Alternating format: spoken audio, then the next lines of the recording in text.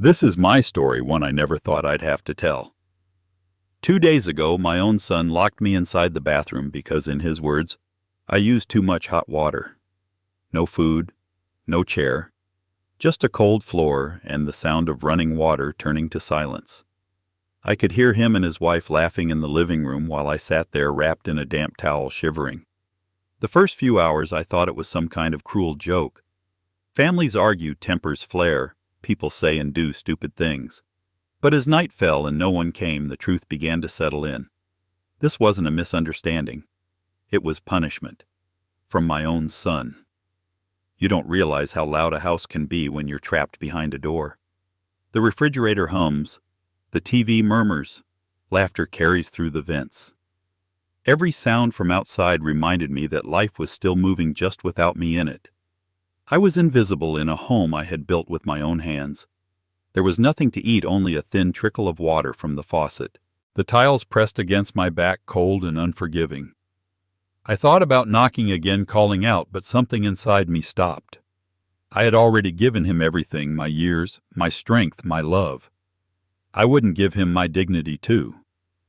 So I stayed quiet. I let the silence stretch. I let it speak for me. Because sometimes silence cuts deeper than any words. I remember looking at that door and thinking, how did we get here?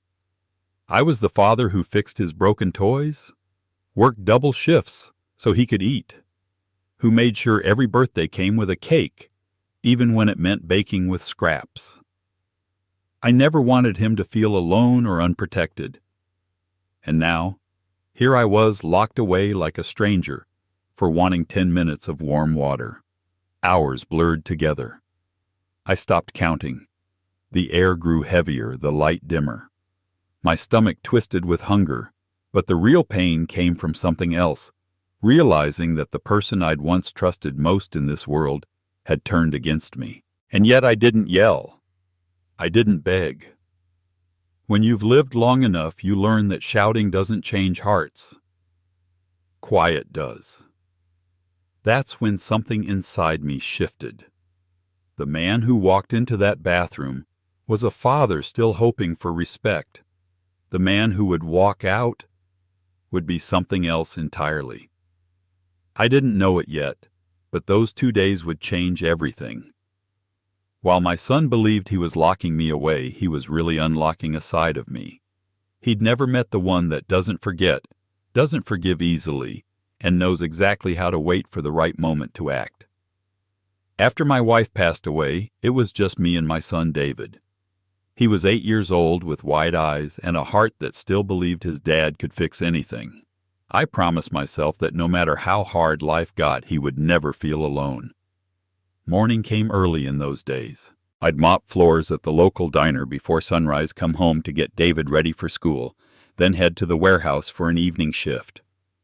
On weekends, I took whatever odd jobs I could find, painting fences, fixing leaky sinks, hauling furniture. People around town used to joke that they'd seen me everywhere. They were right. When you're raising a kid by yourself, rest becomes a luxury you stop thinking about. Money was always tight. Some weeks it felt like a game of survival, choosing between keeping the lights on or buying him new shoes. I remember cutting my own meals short so he could eat a full plate. Sometimes I'd tell him I wasn't hungry just to see him finish the last piece of chicken without guilt. Every paycheck went toward keeping him comfortable. School supplies, uniforms, books that smelled new, even when our lives didn't. Birthdays were never big, but they were special. I'd bake him a lopsided cake out of whatever was in the pantry, and he'd smile like it was from the best bakery in town. When David wanted to play baseball, I found a way to buy him a glove. When he needed help with homework, I stayed up past midnight beside him, nodding off between math problems. I told myself that love and sacrifice would be enough to raise a good man. Years later, when he got into college, I cried in the parking lot after dropping him off. Not because I was sad, but because I was proud. I'd worked double shifts to pay his tuition on time. While he studied in heated classrooms, I scrubbed office floors in the dark, my hands raw from the cold water in the mop bucket. Every blister felt worth it. I thought I was building his future brick by brick. I dreamed of the day he'd graduate, find a good job, and maybe, just maybe, take care of me the way I had taken care of him. It wasn't about money, it was about being seen, being appreciated. That's what every parent hopes for, even if they never say it out loud. When he got married, I wanted him to start his new life without debt or worry. I gave him the house I'd worked decades to buy, the same house that would one day become the center of my heartbreak. I didn't tell him the deed was still under my name. In my heart, it didn't matter. I trusted him. He was my son. Why would I ever need to protect myself from him? Back then, I believed love was enough. I thought the years of sacrifice would come back to me in the form of respect and kindness. I thought he'd remember the nights I walked miles home in the rain after my second job, or the way I made sure he always had what he needed even when I didn't. But life doesn't always pay back in the currency you expect. Looking back now, I realize that my biggest mistake wasn't giving too little, it was giving too much without teaching him the value behind it. I worked so hard to make his world easy that he never learned how heavy the weight of sacrifice can be. I raised him to live comfortably, but I forgot to show him what it cost to build comfort in the first place. And when a person grows up never feeling the weight of struggle, gratitude becomes optional. At the time, I didn't know it. I was just a father doing what fathers do, believing that unconditional love would eventually come full circle. It took years and a locked bathroom door for me to learn that love without boundaries can turn into the very thing that destroys you. When David married Lisa, I thought I was doing the right thing by giving them the house I had spent my entire life working for. It wasn't a mansion or anything fancy, but it was solid. Every wall, every window, every nail had a story behind it.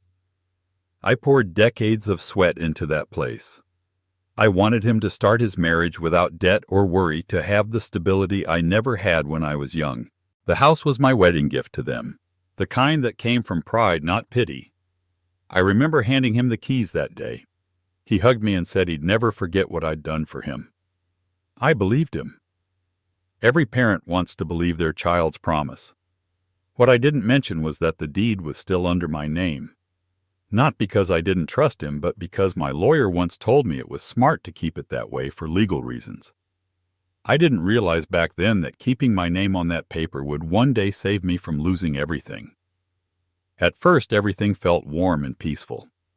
David and Lisa were grateful, or at least they seemed to be. We shared dinners, celebrated birthdays, laughed in the living room. I stayed in one of the smaller bedrooms so they could have the main part of the house to themselves. I wanted them to feel at home. I cooked my own meals, cleaned up after myself, tried not to interfere.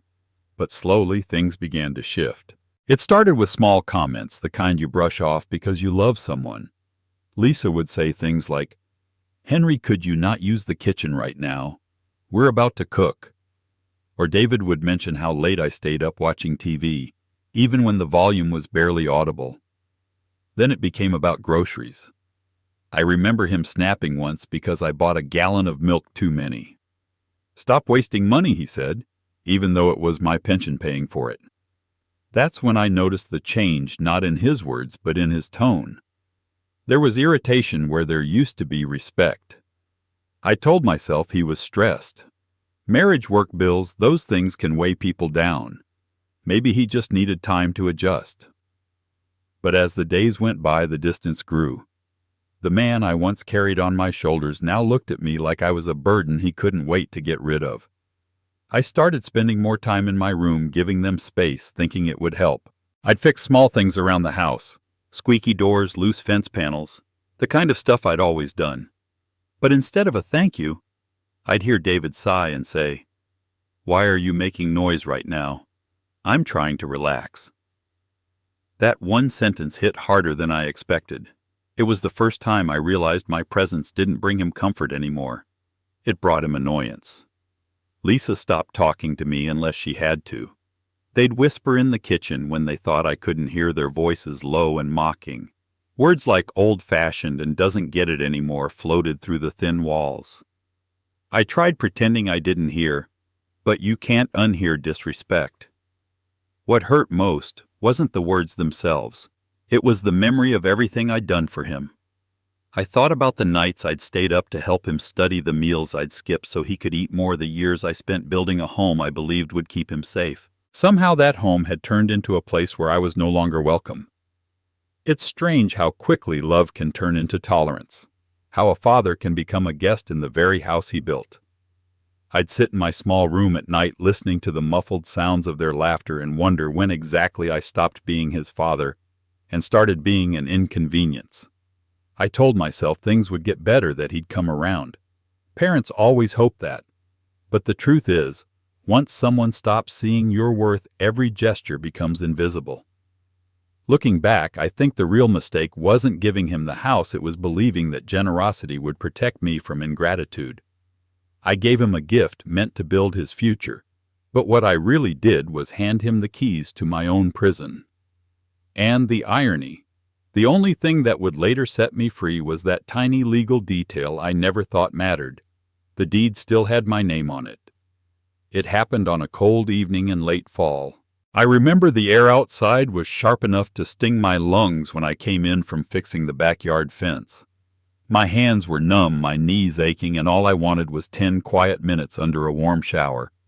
It was one of those small comforts that makes you feel human again after a long day.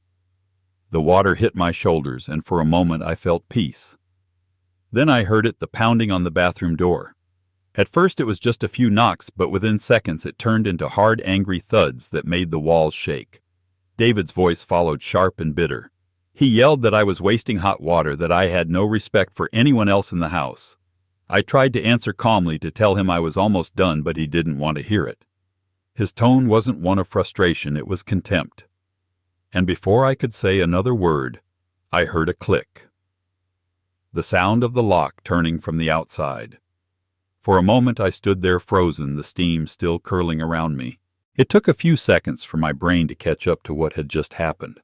My own son had locked me inside. At first I thought it was a cruel joke. I called out, asked him to open the door. No response. I banged on the wood until my palms hurt. Still nothing.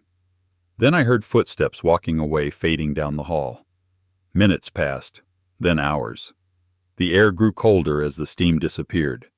I sat down on the edge of the tub, the towel wrapped around me, doing little to fight the chill. I told myself he'd cool off, that he'd come back once he realized how far he'd gone. But as night fell, the house stayed silent except for the muffled sound of laughter from the living room. They were eating dinner, watching TV, living their lives, while I sat trapped in a room the size of a closet. I could smell the food through the door, could hear forks scraping plates. My stomach growled, but pride kept me still.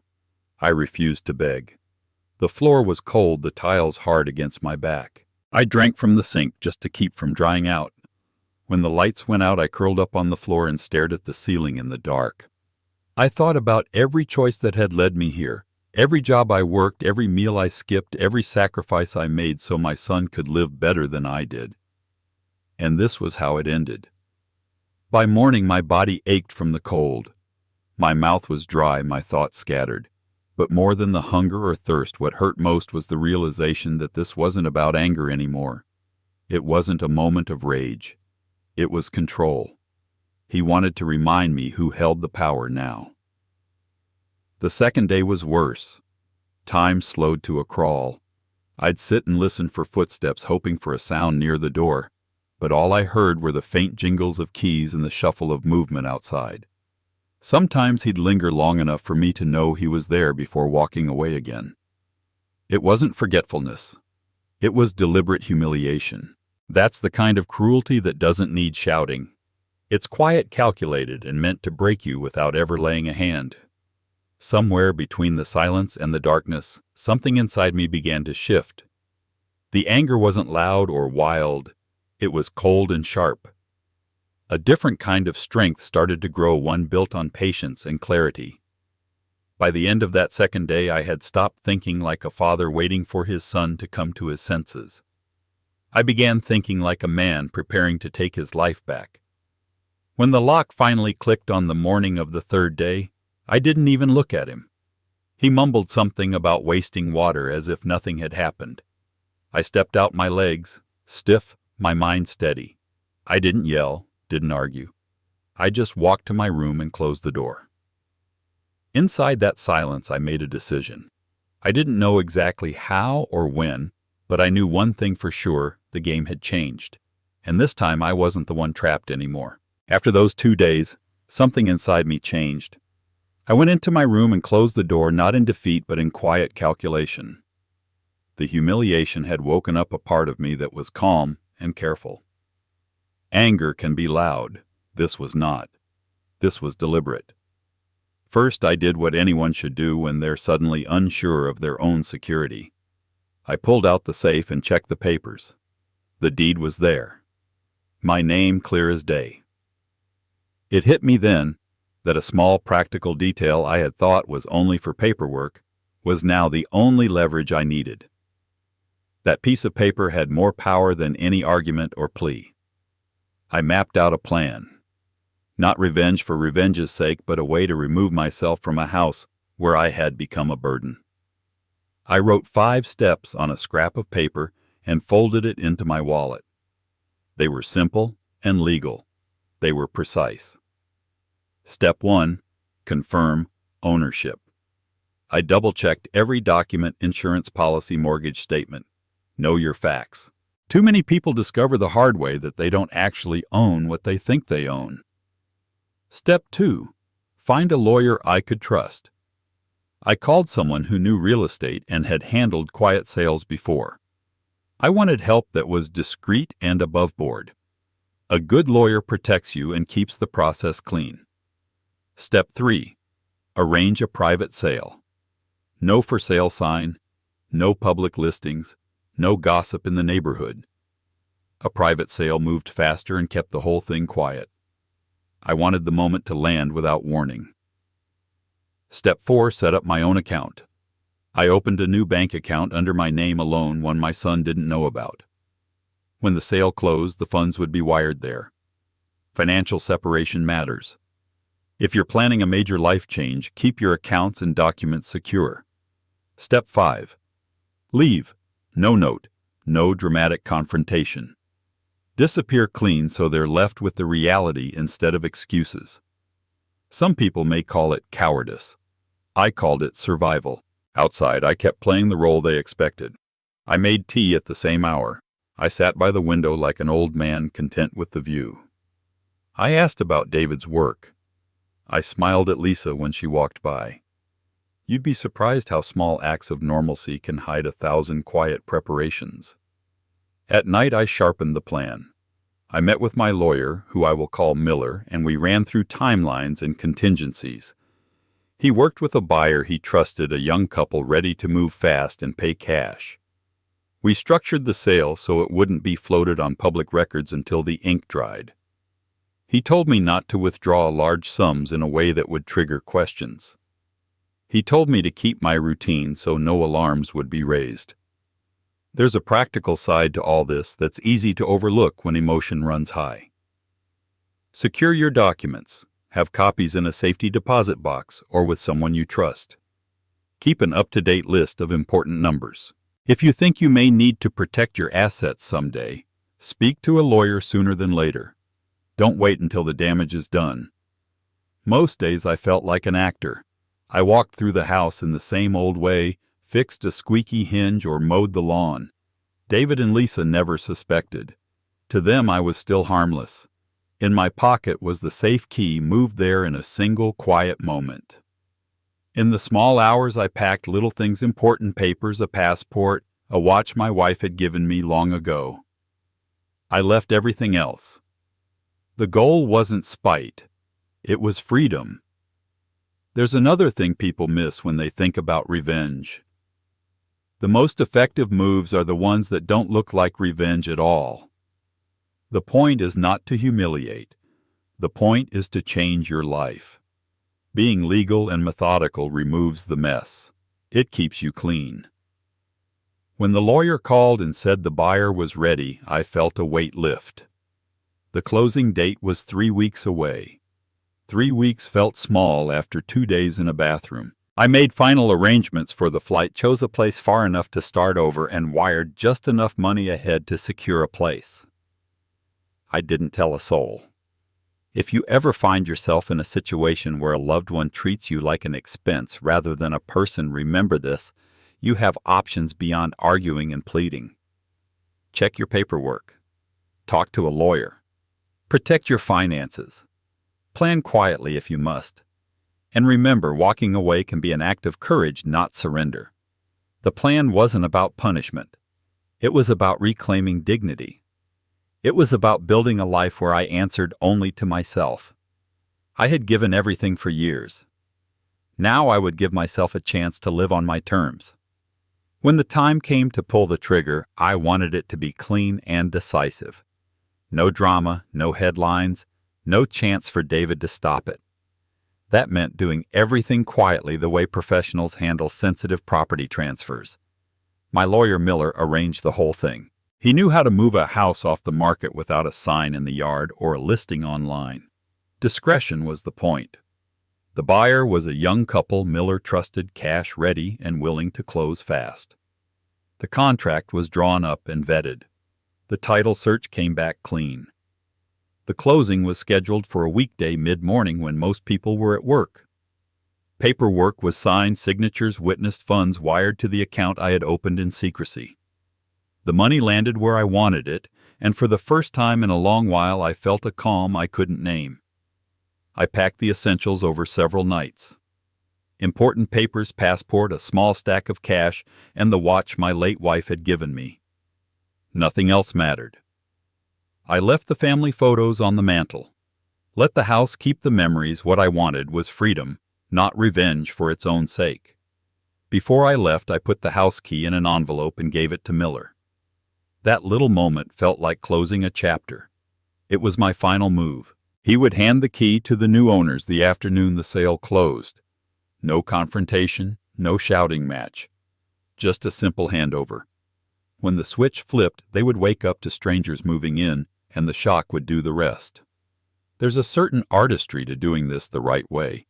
A private sale speeds things up and limits gossip. Cash buyers reduce the risk of bank delays. Having a lawyer who understands both the legal and human elements keeps everything above board and secure. If you're ever in a situation where you must act without alerting someone in the house, consult an attorney familiar with private transactions and estate law. Proper counsel prevents mistakes that can make a bad situation worse. The morning I left, I walked out before the sun had fully risen. My taxi waited around the corner. I didn't look back. I handed Miller the envelope, told him where to wire the funds if anything went wrong, and slipped into a life I'd only allowed myself to imagine for years. The sale closed that afternoon. Funds transferred. Keys changed hands. By evening, movers were carrying boxes into a house that had been my home. David stumbled into the living room and froze. His face went white when the new owners greeted him like any other neighbor, and the movers ignored his protests. I didn't answer his calls. I watched the flight board as my plane took off. As the city shrank under the clouds, something lightened in my chest. Not triumph exactly, relief. If there's a practical takeaway here, it's this: protect your legal rights early. Keep originals of deeds and important papers somewhere safe. Talk to an attorney about contingencies if you're giving property to family. And when you feel threatened or disrespected in your own home, consider quiet, lawful options to protect yourself rather than turning to public confrontation. Planning with a clear head keeps you safe and preserves your dignity. I didn't set out to teach David a lesson with theatrics. I wanted to reclaim my life. The private sale gave me that chance without turning our home into a battlefield. When I booked my one-way ticket that night, I finally felt like I was leaving, not because I was weaker, but because I was wiser. The morning after the sale felt like any other, but for David it would become the day his world collapsed. By the time he woke up, I was already thousands of feet above the ground, watching the city disappear beneath the clouds. Down below, movers were pulling into the driveway of what he still believed was his house. He must have woken up to the sound of boxes being carried across the porch. Maybe he thought it was a delivery. Maybe he thought it was a mistake. But when he walked into the living room and saw strangers unpacking furniture, confusion must have turned into panic. One of the new owners, a polite young woman in her 20s, probably smiled and told him, "We're the new homeowners. The deal closed last week." She might have even thanked him for leaving the place in good shape. I can imagine his face draining of color, his voice catching in his throat. He must have looked around hoping to see me in the hallway, expecting I'd explain it all away. But my room was empty, the drawers bare, my phone disconnected. He called me, then called again, over and over. But I had turned it off before boarding the plane. I didn't want to hear excuses or apologies that would only come after the loss hit him. When he realized I wasn't answering, he tried calling Miller, my lawyer. Miller, calm and professional as always, confirmed that everything was legal, finalized, and irreversible. The funds were in my name. The deed had been transferred. There was nothing David could do. He probably stormed through the house, opening closets and drawers, searching for any sign this was some kind of mistake. But all he found was absence, the quiet kind that speaks louder than shouting. My photos were gone, my tools gone, the safe gone. The only thing left behind was the memory of how he'd once locked me away like I didn't exist. Now it was his turn to feel that powerlessness, to stand in the same house and realize it no longer belonged to him. The irony was poetic, but I didn't feel joy. What I felt was closure.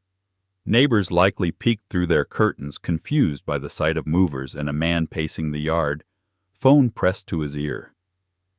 His wife Lisa must have been beside herself, demanding answers, blaming him for the disaster. I could almost hear the questions. Where will we go? What are we supposed to do now? But those weren't my questions anymore. By afternoon, the movers had finished. The new family began settling in while David stood on the sidewalk watching everything he thought was his being carried away. The house he bragged about owning, the one he called his, now belonged to people who didn't even know his name. Every door he opened, every call he made led him back to the same truth: there was no undoing it. And in that moment he learned something I had learned years before, that control can vanish in an instant, that comfort can become a prison, and that those who forget where they came from often end up losing everything they took for granted. As for me, I didn't need to see it unfold.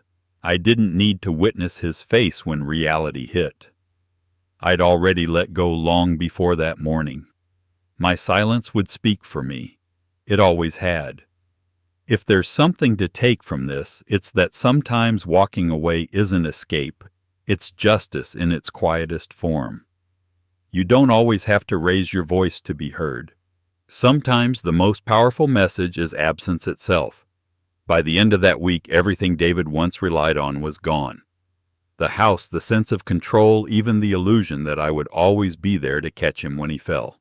The man who once spoke to me as if I were in his way now found himself standing in the middle of an empty street with nowhere to go. The realization must have hit slowly at first. The shock, the anger, the denial. Then came the panic, the endless phone calls, the confusion when no one answered. And finally silence, the kind that forces you to sit with the truth. David and Lisa had lost everything, not because of bad luck or an accident, but because of their own choices. The house that once echoed with their laughter was now filled with the sounds of strangers moving in. The neighborhood that once saw them as a young couple with a bright future now whispered about how quickly it all disappeared. Pride has a strange way of turning into isolation when the applause fades. I didn't stay to see it. I didn't need to. I had already reclaimed what truly mattered: my peace. For years, I had lived under the weight of obligation of trying to be a good father, even when it meant letting myself disappear. That morning, as I watched the ocean from the window of my small rented cottage overseas, I finally felt light again. I didn't leave because I hated my son. I left because I loved myself enough to stop being someone else's punching bag. There's a kind of love that protects others, and there's a kind that finally protects you. I had spent decades practicing the first. It was time for the second. David would learn sooner or later that love and loyalty aren't things you can demand, they're things you earn. When you treat people like they're disposable one day, You wake up and realize it's you who's been left behind. People ask me sometimes hypothetically what I would say to him if he ever found me. I don't think I'd say much. Maybe I'd tell him that forgiveness doesn't mean going back. It means moving on without carrying the bitterness. Maybe I'd remind him that no matter how strong you think you are, disrespect always has a cost. I've met others here, older folks like me who gave everything to their children and got silence in return. Some still hope for reconciliation. Others like me just hope for peace. What I tell them is simple: when parents stop being afraid of losing their children, they finally become free. Freedom doesn't always come with joy at first. It comes with quiet mornings with the sound of waves instead of arguments, with the knowledge that you've survived what once broke you. I sit by the shore most evenings, a cup of tea in hand, watching the sun sink low. That's when I realize that sometimes the most powerful thing you can do isn't to fight for love, it's to walk away from what doesn't love you back. And that's the real ending of my story. Not revenge, not punishment, just freedom. Today I wake up to the sound of waves instead of slammed doors. The first light of morning spills through the small window of my cottage, painting soft streaks across the wooden floor. The air smells of salt and coffee, and for the first time in years I breathe without feeling like I owe anyone an apology. I live now in a quiet coastal town, far from the noise and judgment that used to fill my days. My home is small, but it's mine, every inch of it. No one tells me when to turn off the lights, how long I can shower, or whether I'm in the way. I can open the windows whenever I want and let the sea breeze move through the rooms. Freedom, I've learned, doesn't always come with grandeur. Sometimes it comes with space to exist without fear. Each morning I walk along the shore. I nod to the fishermen who head out before sunrise, and to the woman at the cafe who already knows how I take my tea. In the evenings I sit outside with a book I may or may not read, just listening to the world settle down. There's a rhythm here that feels honest. No pretending, no walking on eggshells. Just life as it comes. When people here ask about my family, I smile and change the subject. They don't need to know. The past doesn't belong in this place. What I carry now is lighter gratitude for quiet mornings, for peace that doesn't depend on anyone else's approval. I've come to understand something that took me a lifetime to learn. I didn't leave to run away. I left to walk toward something, toward myself. When I stepped onto that plane, I wasn't escaping my son or my pain.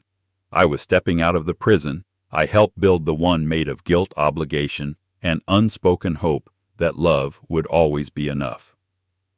If anyone ever asks what freedom looks like, I'd tell them it looks like this: a small house by the sea, a warm cup of tea at dusk, no one yelling, no one waiting for you to fail.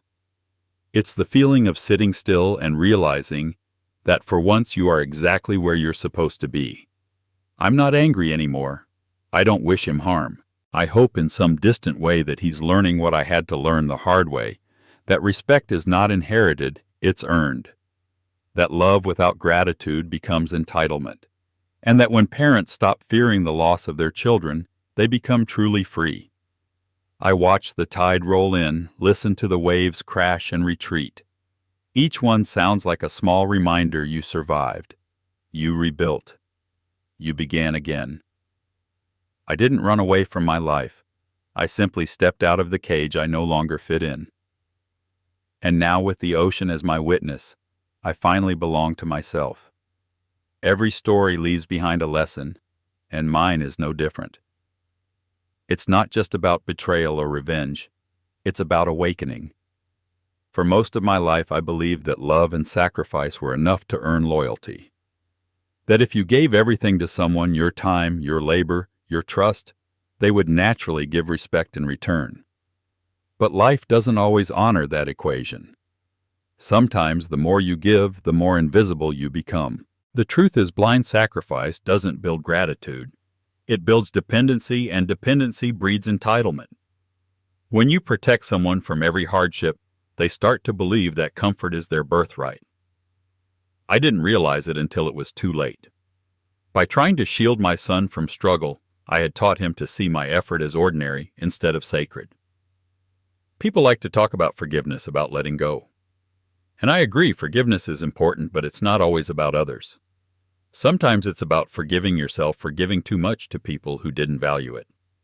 It's about recognizing when loyalty turns into self-neglect and deciding you won't keep paying the price for someone else's comfort. What I did wasn't an act of cruelty. It was an act of correction. A quiet kind of justice. The world is full of noise, shouting matches, public confrontations, endless blame. But real power, I've learned, is often silent. It's the kind of silence that changes the rules without announcing it, the kind that teaches by absence. When people watch this story, I don't want them to see me as a vengeful old man. I want them to see what happens when love reaches its breaking point. There's a deep kind of relief in seeing balance restored, not through anger but through consequence. Watching a person who took everything for granted finally face the results of their own choices, that's not vengeance. That's closure. And maybe that's why this story resonates. Because everyone has felt unappreciated at some point. Everyone has given too much to someone who didn't notice. This isn't just about a father and a son. It's about every person who has ever been made to feel small in a place they helped build. There's a quiet satisfaction in seeing justice unfold naturally. It doesn't come with applause or grand speeches. It comes with peace, the kind that sits with you long after the credits roll. It's the realization that you don't need to fight to be seen. You just need to stop standing where you're disrespected. In the end, this isn't a tragedy. It's a rebirth. A reminder that love without respect isn't love at all, and that sometimes walking away is the most honest form of strength. When parents stop fearing the loss of their children, they find freedom. When people stop begging for appreciation, they find dignity. My story ends not with anger, but with peace. The waves still crash against the shore outside my window, steady and endless. Each one reminds me that no matter how many times you're broken, you can always start again. Justice doesn't always need a witness. Sometimes it's enough to know that you found your freedom in the silence that once held your pain.